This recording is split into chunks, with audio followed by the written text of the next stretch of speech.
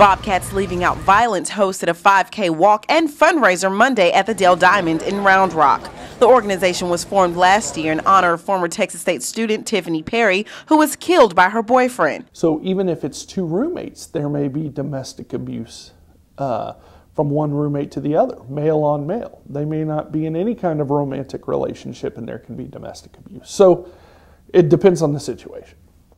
But just how aware are we Bobcats, and what steps can we take to prevent domestic violence where we are?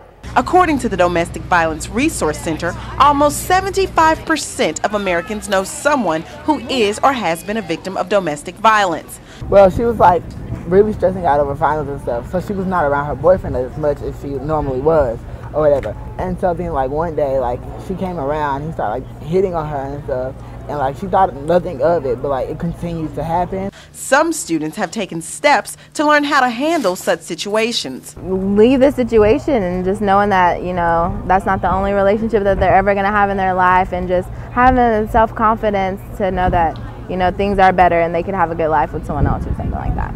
This is true for those who are in relationships and want to avoid domestic violence. With the help of lots of friends and stuff like that, they can get out safely.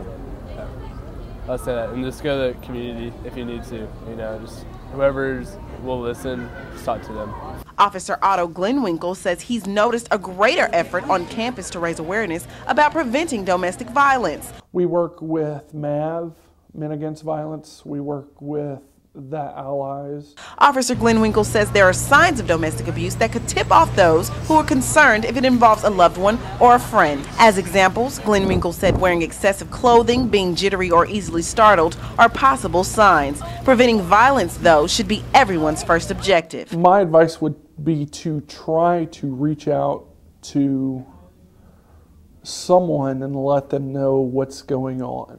For Bobcat Update, I'm Kendra Omega Davidson.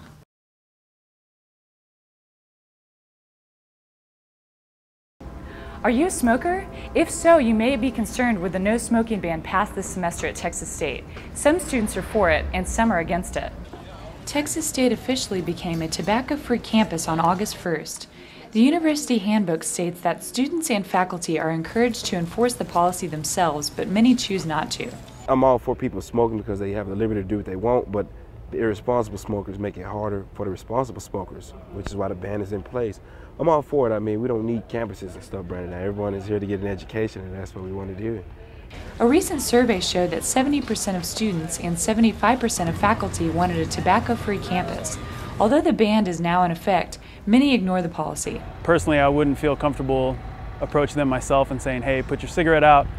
I feel like people should just abide by the policy that's in place and perhaps have other people whose job it is to enforce that policy enforce it.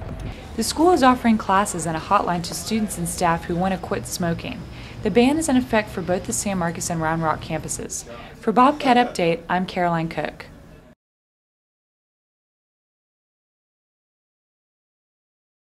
Texas State students all have one thing in common: great calf muscles.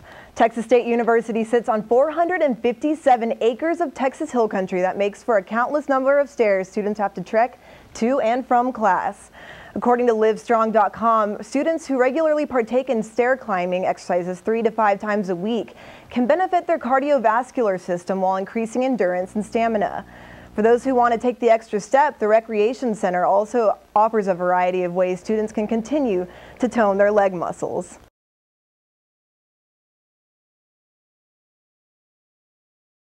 Women, you might want to check the brand of your tampons if you have them. The FDA has recalled Kotex Natural Balance Security tampons. The recalled tampons were sold at several Walmart stores in Texas.